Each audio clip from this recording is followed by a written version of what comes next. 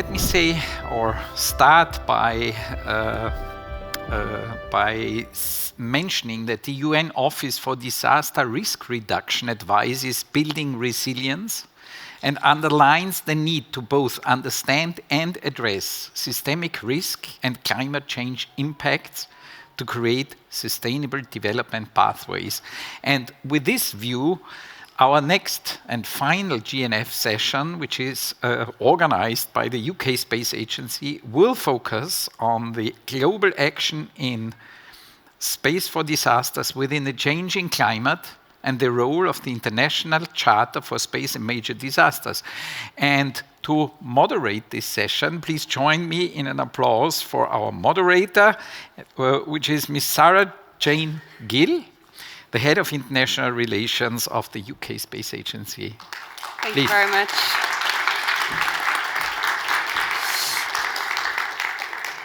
So, good afternoon, everyone. I'd just like to start by thanking the Norwegian Space Agency and the IAF for putting on this conference. We're very pleased to be here. I'd also like to thank the audience for attending the last session of the GNFs, the Global Networking Forums, on the last day to hear us talk about global action for space and disasters within a changing climate.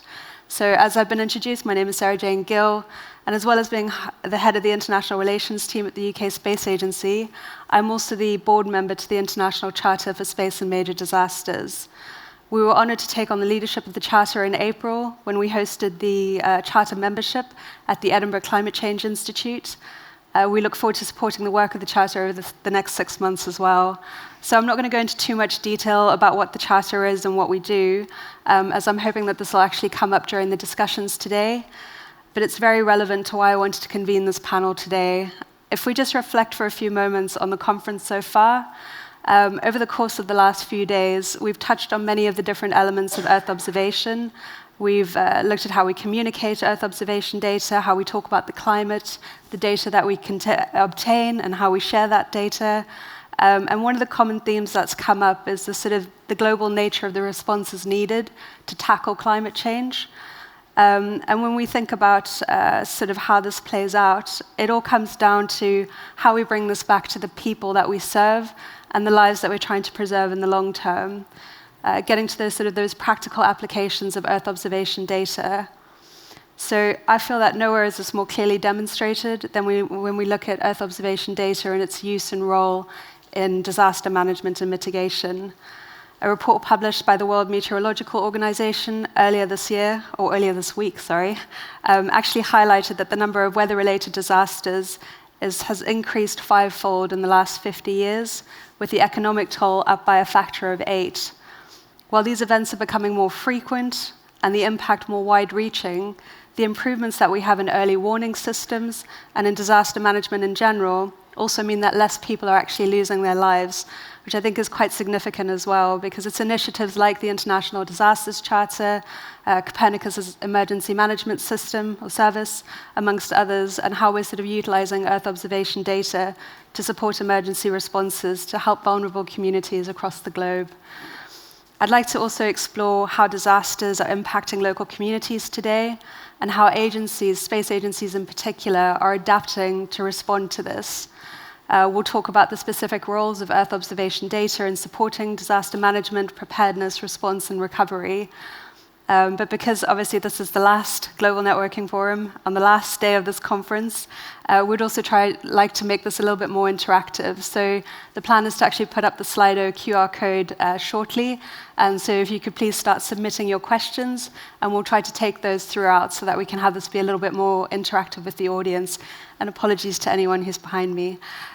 So if you'd like to join me in welcoming my panel to the stage, we'll start with Eric LALIBERTÉ, who's the Associate Director with the VP Science and Technology Office at the Canadian Space Agency. Welcome, Eric. Pleasure. Next, I'd like to invite Gordela Rosner, the Head of the Earth Observation Department at the German Aerospace Center, DLR. Welcome, Gordela.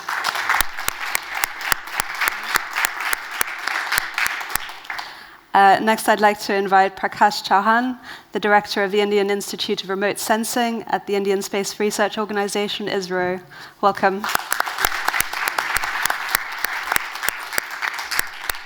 And last but not least, I'd like to introduce Hashbir Sangha, who's the Director for Missions and Capabilities for Earth Observation and Low Earth Orbit at the UK Space Agency. Welcome, Hashbir.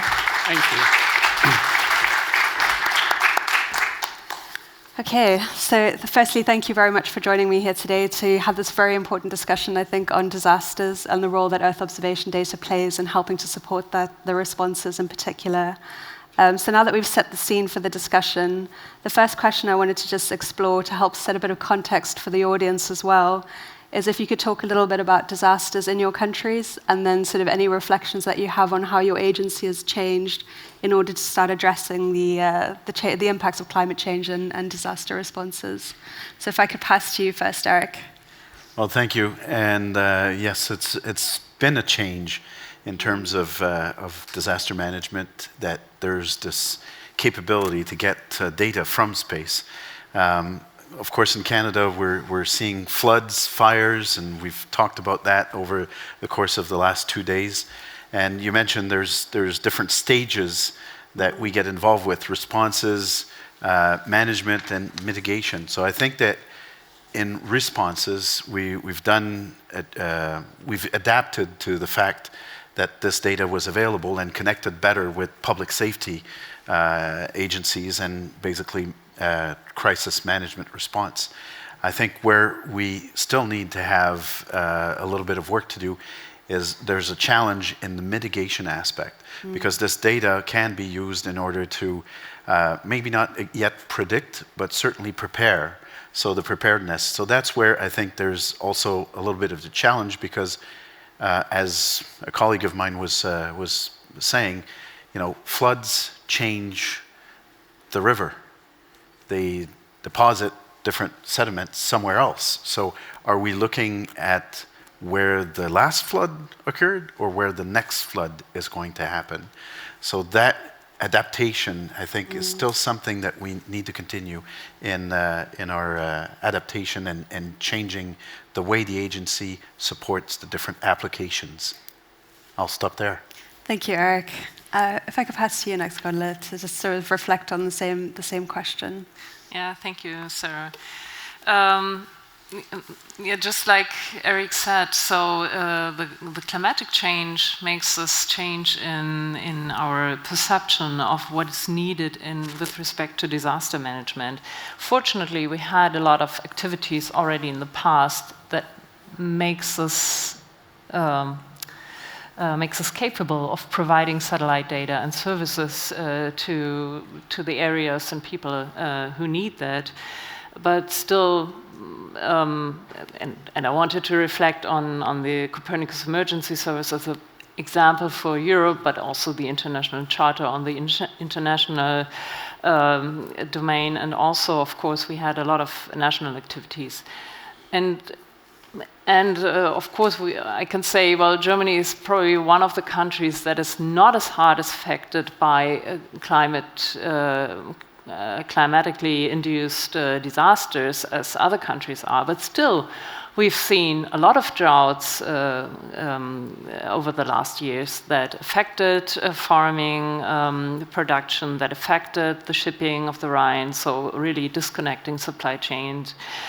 We saw a heavy flood just 2 years ago that I think also in the public and the public understanding of what climate change can mean changed the way of thinking and made it more obvious how important it is that we have Earth observation and other data and information at the hands. So I think a lot that has to be done is getting more and more involved with our services to the people on the ground and understand the workflows and really make it functioning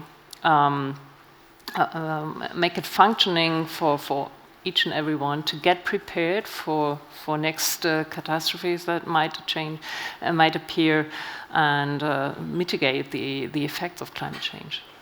Yeah, I think you touch on a very important point there. It is about being able to predict, as Eric said as well, but it's also about being able to respond effectively. So when something does happen, you have all the systems in place to respond effectively. Yeah, no, that's a very good point. Prakash, could you talk a little bit about sort of disasters within India and how ISRO is perhaps changing as well to try and address some of those concerns? Yeah, thank you, Sarah, for this question. As in the morning session also I talked about, India as a country is going to be the most affected country, one of the most affected country by the impacts of the climate change. And looking into the diversity of this region and the length and breadth of the distances in this country, from Himalayas to the coastal areas to Indian Ocean, Arabian Sea and Bay of Bengal, it's very prone to many kind of disasters. We have geological disasters. We are sitting in seismic zone 4 with Himalaya, as the major epicenter for many of the seismic events, which basically leads to earthquake and landslides. We also have hydrometeorological disasters, mainly in terms of floods. And then, of course, the drought situation, which also affects the agriculture production. It is a country which is the second largest producer of horticulture as well as the agriculture crops. So in all this context, we are trying to deal using space data as far as the management of disasters are concerned. So looking into the importance of space data, ISRO has come out what we call as the ISRO DMS program, Disaster Management Support Program. Of course, the space cannot solve everything. It can provide support to the policymakers and the people working on the ground in disaster scenarios. So as I talked about these various kind of disasters, naturally we cannot reduce the fury of the nature, but what we can do, we can think of adapting it to it and try to mitigate the impacts of this disaster situations. So currently, if I look into what kind of data we are producing, so we are using satellite data sets to do the early warning for the cyclone. I talked about it in the morning. It's a very important example where today we have capability using our geostationary meteorological satellites as well as polar orbiting satellites like scatterometers, which can provide the early signature of formation of cyclones, a process called cyclogenesis. And this allows us a lead time of around 5 days or so when a cyclone starts, generating in Bay of Bengal, and when we can do the track prediction with a great amount of accuracy within plus minus 20 kilometers or so. And it has led to an impact where a reduction in terms of the property losses, as well as, of course, not to the property, but to the human life. Yeah. 10, 15 years back, super cyclones used to cause massive disasters, like, the number of casualties maybe in the 4 figures or 5 figures. But today, most of similar kind of cyclones are, the casualty figures are less than 2 figures. That means more than, not more than 10, 15 people are dying simply because they have been evacuated and then the ground management is being done. So this is a very important example of the use of space technology. Another thing which we are doing is the forest fire management. So we are using this NASA wonderful satellites which provide you the fire counts in almost real time. We have put up a system which NRSC basically generates an operational information about forest fire, the location, and it goes to in real time to Forest Survey of India, which is the nodal agency which works with the states in India and tells them that where exactly the fires are happening.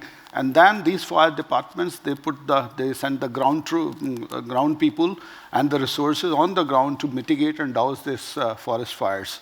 These are the 2 very important examples. And third one is about the flood, early warning system. So we are also using meteorological forecasts to generate what we call the flood early warning systems using hydrological models, as well as by making measurements of very high resolution digital elevation information, which is very important for hydrological modeling. So we use LiDAR systems as well as the space-based high resolution data for centimeter scale digital elevation modeling. So these are some of the examples. I can go on, but time is limited. But another important area where there are gaps which we need to fill is the urban flooding scenario. I think that's where large amount of work has to be done as we are talking about mitigating the impacts of natural disasters. So thank you very much. Thank you, Prakash. And then just over to you, Hashbir. So sort of thinking about how the UK has been impacted by disasters over the last few years, and then also how the Space Agency itself has had to adapt to that and bring in new programs, things like that. Yeah, sure. First and foremost, great to be part of this panel with eminent experts. I'm less of an expert on data, but I can, of course, talk from the Space Agency perspective. I generally say, when you talk about climate change, we are all in the same storm. We might be in different boats, at different time. It's going to hit us. So, UK is not immune to anything. They've just talked about whether it's flooding, whether it's drought, or obviously, very kind of localized, climate phenomena that we see more often than not. But I guess for me, it's always the case of obviously the one thing that we can all judge by, which is every winter is becoming more and more warmer. Every summer is becoming probably more colder, and spring is not where it used to be. So even this spring, we have plenty of rain in the UK. And if you think about, obviously, last summer we had 40 degrees and above. Whilst that's brilliant, for a couple of weeks, we love our hot summers. We can bring obviously the European friends to come as tourists into the UK. We're still open, as we were before Brexit. But the main challenge here is, is that what should be happening? And I guess for me, this is where being a team sport comes into play. So we do a lot of collaboration when it comes to data, whether it's through the charters like the disaster charter, or actually informing our Met Office, our local body in the UK, which is responsible for measuring and informing us on weather. It's actually feeding the data through all the missions we collaborate with, whether it's the European Space Agency, whether obviously the agencies across Europe. It's making sure the data gets to the right people at the right time. So I guess the purpose and the mission of the UK Space Agency is very simple: is to benefit our people and the planet. And when you put the two things together, it's all about making sure the missions we are part of, and even if you're not part of, we can get the data into the right place at the right time. So we're doing all we can from our perspective, and as obviously Prakash said, we are doing very similar kind of obviously applications. But the main thing is through the Committee for Earth Observation Satellites. It's making sure it's not the information when the disaster happens, and hope none of the disasters ever happen. When it does happen, the information gets there at the right time, so satellite-enabled data can support that. But the main thing is, what are the lessons we learned from it, so that doesn't happen again. So the Space Agency is very active in that, so we can actually learn lessons using the space data. And I guess that's where obviously we play probably the biggest role. I guess the challenge I would say, which I'm not sure obviously the same challenge lies in other countries, is how do we bring the other parts of government into it?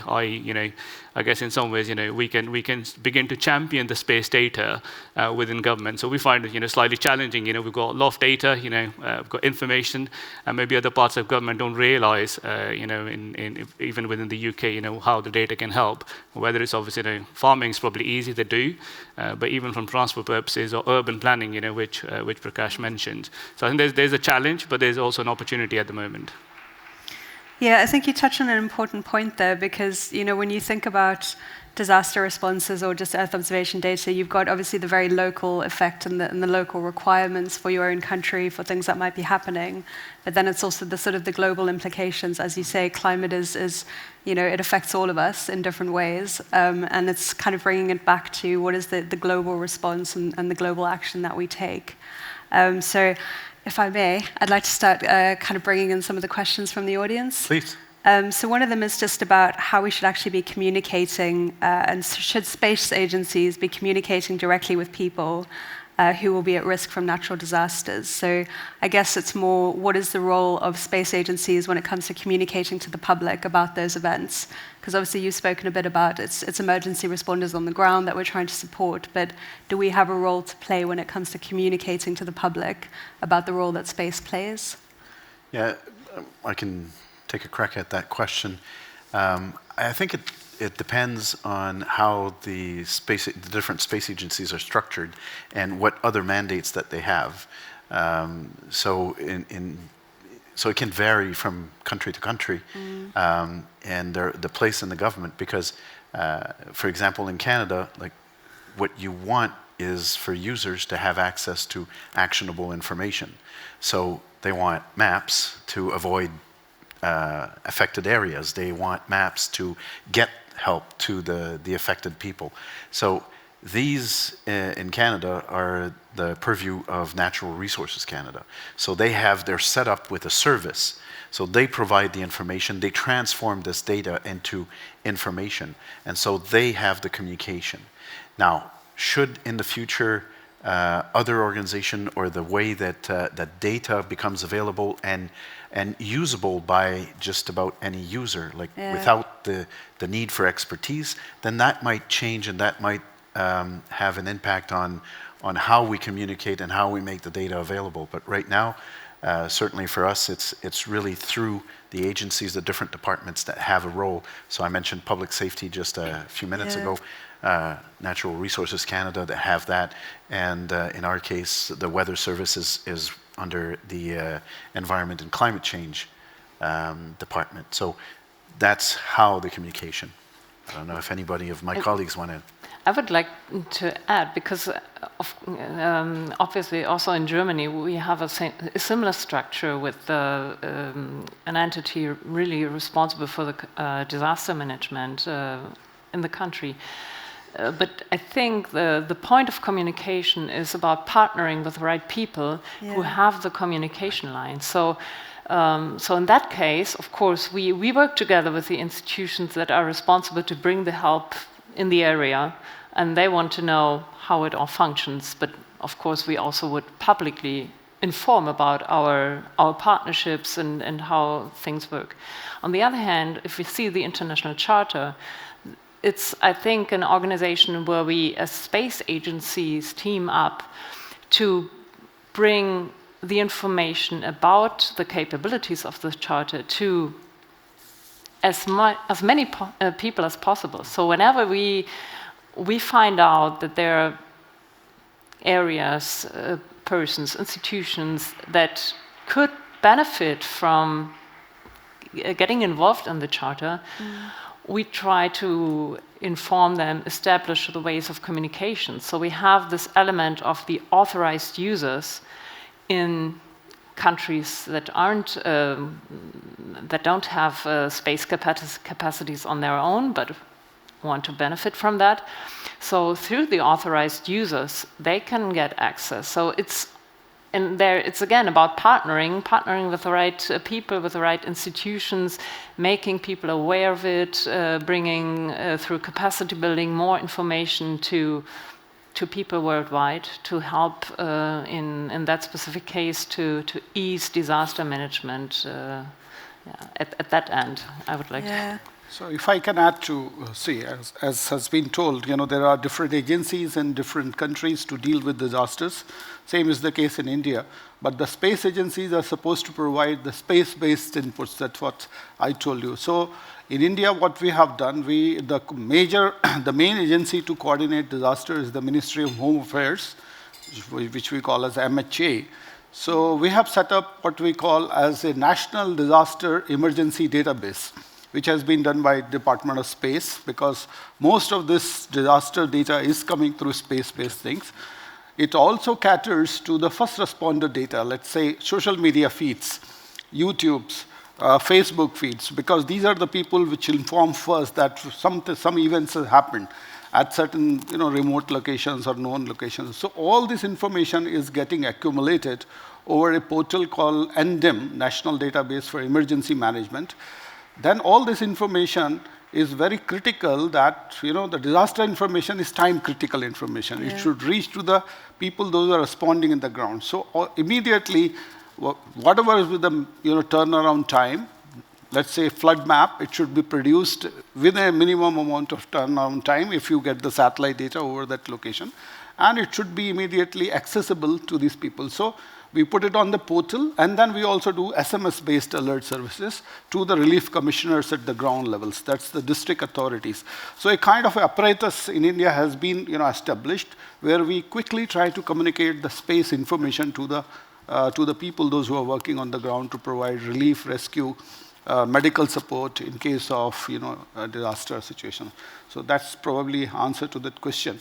Probably some of the other agencies also can think of, it is being done at many places, but that's how we coordinate with other agencies.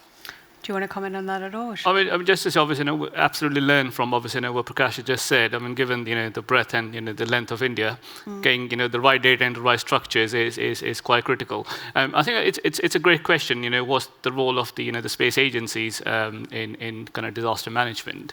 We as the UK Space Agency, we did a bit of soul searching last year in terms of what's the purpose and the role of the UK Space Agency. We've been established for the last 10 years, and then we went obviously, and we thought, well, two things we must do as an agency. One is kind of missions and capabilities when it comes to space. Given every agency has to do that. We have to catalyze more investment, bring more private investment into the space sector in the UK just to kind of grow the sector. I guess the biggest change that we felt we must do is champion space. So we must make sure the value of space, what it can offer, not just in disaster management, in every way of life, from sat communication and others. We must champion it. We must actually become at the forefront of it. So for us, when it comes to communicating, I think that's one of the critical objectives for us, or one of the top 3. But I guess equally, that objective was set through a lens of inspiration, skills, and I think what we need to do, obviously, what I'm taking away from this conference also, try and think through, what else should we be doing? Should we champion, the space data into the sectors that, probably aren't aware of it? But I guess equally, how do we make the aid agencies aware of space data? How do we make sure, those who are at the front end of it, on the ground straight away, in the first hour or so, or even obviously in the social media feeds, should we start targeting those? And I think that's probably the next stage in our evolution of thinking. But at least we're in the right trajectory. At least we've got set an objective for ourselves that we must champion space. But it's not just the agency, I think it's a whole kind of public sector effort that needs to happen. Yeah. But the first thing is the public sector needs to understand, what space can offer. And I think that's the first hurdle we need to cross. And I think that's quite a good point as well, because if we think about the role of space when it comes to climate, I think that is starting to be understood by people and more generally in the population. But when you think about the role of space in disasters and disaster mitigation and management and response, I'm not sure that message really gets across. So again, is this an area where maybe we need to do more as space agencies and kind of think about how we can sort of champion, as you say, the role of space in disasters and actually on the ground? Because I'll be honest, as a board member to the Charter, I wasn't aware of the work that the Charter did and the role that it played kind of on the ground when disasters occur. Yeah, Eric, do you want to just talk a little bit about the Disasters Charter? Because I'm not sure that everybody in the audience is aware of the Charter either and the role that it plays. I can, but let's have a show of hand. Who has heard of the International Charter for Space and Major Disaster? Okay, we've actually got a lot of hands.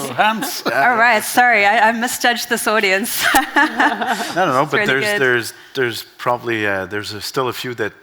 So very shortly, it's an organization that was initiated by CNES, ESA, and the Canadian Space Agency, and basically it's bringing people together, space agencies together, with every asset that they have, and basically when the charter is activated by any member or associate member, or I don't think we call them associate members, but there are people authorized users. Authorized users, yes, thank you. Those who only use, yeah. And there's universal access as well, yeah. Exactly. So then the charter is activated, and basically every partner makes available or makes available the imagery, the data that can be collected, and it's shared with the activator, and basically that's put into products, collective products, and so therefore I just want to give the example that we have radar capabilities, but it's not very good at looking at fires and the impact on forest fires. So when we get optical imagery from our partners, it's brought in, and that increases our capability to respond. So, and the reverse is true for somebody that can take advantage of radar. But just one more anecdote. I think we had a discussion about the charter one day, and there was a colleague of mine he was contributing data to this, and maps that are basically covered with plastic so that it survives the rain and stuff. And he wanted to understand, the user, and ask the user, so was it useful? And the answer was, yes, it was very useful to protect myself from the rain. And you go, okay, that's not the answer I was looking for. But a right? practical application. Maybe a practical application, but really something that we want to go beyond. So that just ties into, it's right to have the framework to work together and to do that, but we also need to connect to the user. And I think the Charter has been doing that and collectively doing that, because we want to make sure that all the assets are put together for the benefit of everyone. Thank you for that explanation. So I want to just turn to some of the questions from the audience. So somebody's asked here, the insurance industry is playing a larger role in disaster management. How is this influencing long-term planning for better or worse? I'm not sure if this is the right panel to answer that question, but is anybody sort of picking up anything around the insurance industry and how it's relying on space data to support that? Yeah, so I can tell one or two examples, especially in case of agriculture insurance in India. That's the crop insurance. So crop insurance is provided federal subsidy, and then the subsidy goes to the insurance companies, but they have to settle the farmers' claims.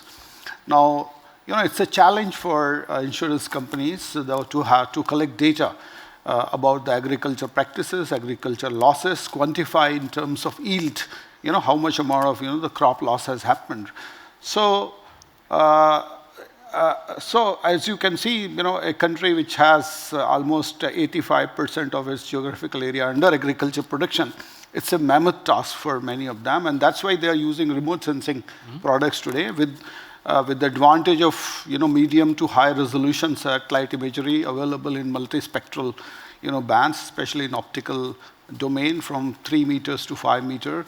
You can resolve the individual farmer's plot today, and then you can also make assessment about the crop health, crop vigor, and then of course with the help of companies like Pennet, the time or the temporal resolution has also increased. Virtually you get imagery daily over a farmer's field.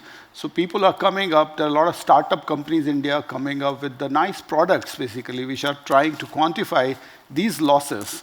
And then they can do ground experiments at certain locations wherever the losses has been detected to go to the field and then quantify it in terms of yield reduction. And then this becomes the baseline data for insurance companies to settle the claims of the farmers. So this is how the remote sensing technology currently is being used, or it's an evolving field. Another area where a lot of work is happening, even in US, I know that is in the flood affected areas. So morning session I talked about the flood hazard mapping. So many of the space agencies are now mapping flood operationally using synthetic aperture radars and microwave data sets. So in India we have such data for last 20 years. And we are accumulating this data to generate what we call as the flood hazard maps that contains at 50-meter grid interval what is the flood frequency and what is the flood intensity. So this database is very important for insurance companies, to insure assets against the flood risks. So that's very useful data for such companies. Otherwise, it's very difficult to know whether a new installation which is coming up or a new household which is going to come up, what kind of flood risk it has. So according to the flood risk maps, now they are also fixing the premium rates. So if you are living in an area which is likely to get frequented, you have to pay more. So this is how the innovative products from space industry is coming and helping insurance companies. Yeah, and I think that's exactly, we're talking about the benefits to the insurance company, but it translates into benefits to the insured people, the users, yes, because right now they basically ask you which geographical, where are you? Oh, my property is this. Okay, so everybody in that area pays the same thing and pays for the risk that, a portion of that city or even that street is liable to. So. Yes. Yeah. I guess the only point I will add is obviously as long as it's being used ethically, then it's absolutely fine. Because insurance companies can also use the worst of the worst case scenario to then start penalizing the whole town or a city. So I think that's the challenge. But equally, I think what I've seen and what you obviously just explained, I think it's been used for the right reason, right purposes, because not a property pays the highest level of premium, because then you can see obviously what the longitudinal the risk lies in that part of the world. I think the key thing is that they're using evidence-based analysis, and space can play a role in that, and absolutely bring that. One of the points of Sendai's disaster risk reduction charter, which many of the countries have signed, is the transfer of risk to third party. So that's where the role of insurance comes in, and that also is useful to the people, those who are going to take benefits of the insurance, not only the companies, but of course the stakeholders also. So that's where I think space data is going to play a very important role. Thank you. So just turning again to one of the questions on the iPad here. Is it possible for the Disaster Management Charter, I'm guessing they mean the International Charter there, to provide data to countries before a disaster has occurred or only after the event?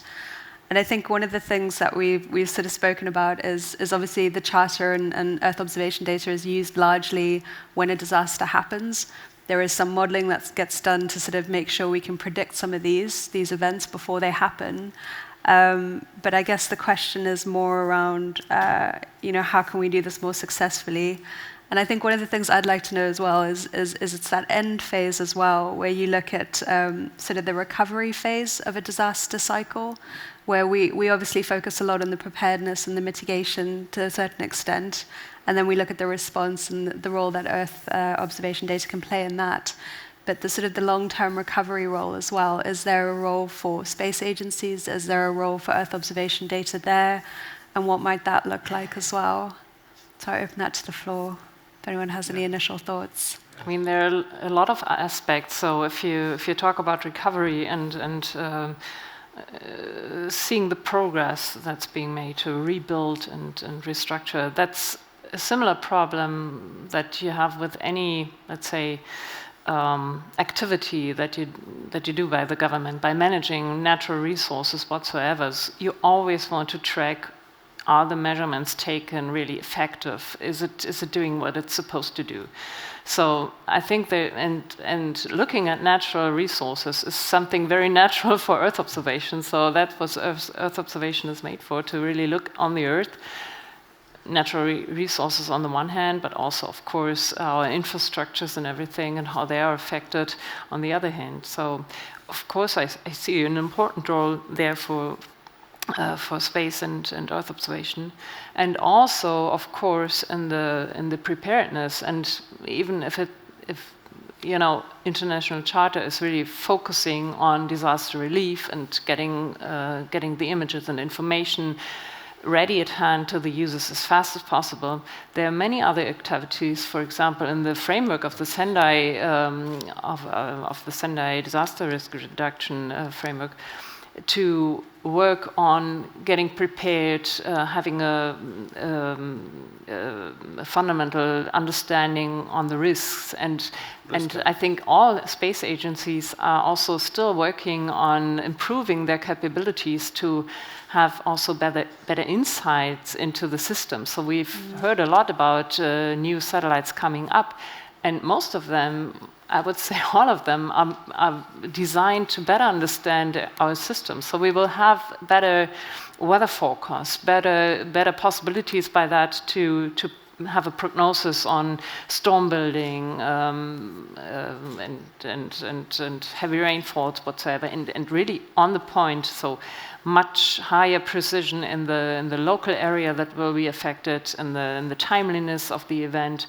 So this will help on that end, and then we will have a better understanding on, is the Earth that might get hit already prone to certain catastrophes. So do we have a dry soil or a wet soil, and so how's the topography? So in any aspect we will have a much better understanding, and all this feeds in a better capability to handle these disaster risks, and also to handle the effects when events happen. So yes, there's a very big role for space and Earth observation. If I can add to this, if you talk to disaster managers, they often use a term called post-disaster need assessment, or PDNAs.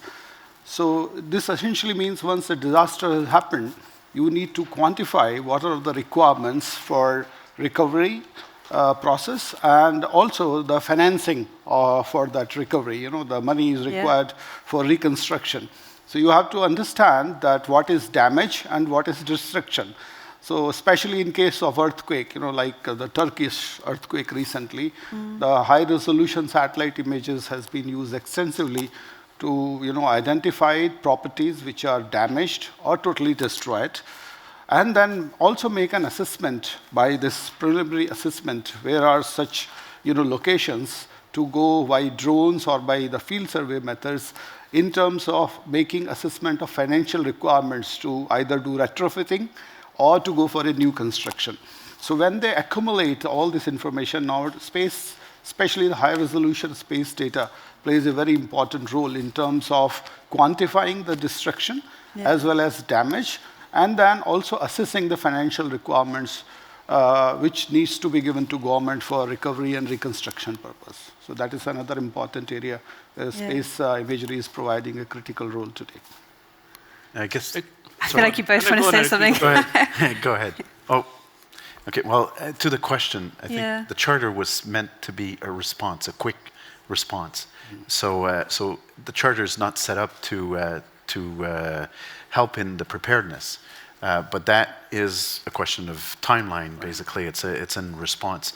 The rest, basically, standard coverage and sharing the data that so that helps in knowing what the situation was before an emergency, and then you basically have the analysis of the change between before and after, and that helps in the recovery. So the charter partners are not just partnering during the charter or within the charter.